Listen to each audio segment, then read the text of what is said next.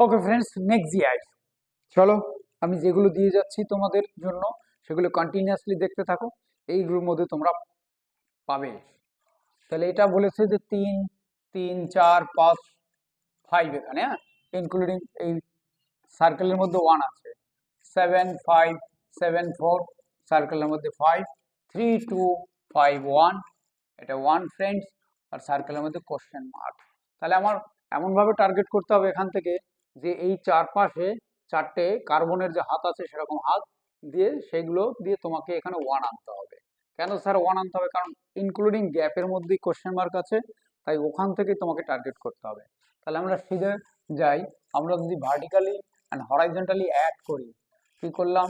এদিকে 4 4 plus 5 equal to 9, 5 plus 3 equal to 8। এটাকে যদি আমরা সাবট্রাক্ট করি তাহলে 1 পাচ্ছি। এই যদি আমি একটা 1 পেয়ে গেলাম বাই ফার্স্ট অ্যাটেম্প্ট, এবং সেটা আমরা মিলেছে সেকেন্ড অ্যাটেম্প্ট।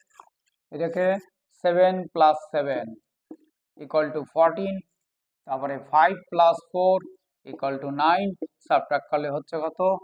5 পেয়ে গেলাম। This is the process for this GI. পরেরটা তাহলে কত হবে? 5 प्लस 3 मतलब 8, 1 प्लस 2 मतलब 3, सबट्रैक्ट করলে 5 পাচ্ছি। Option D. Okay friends, obviously বুঝতে পেরেছো।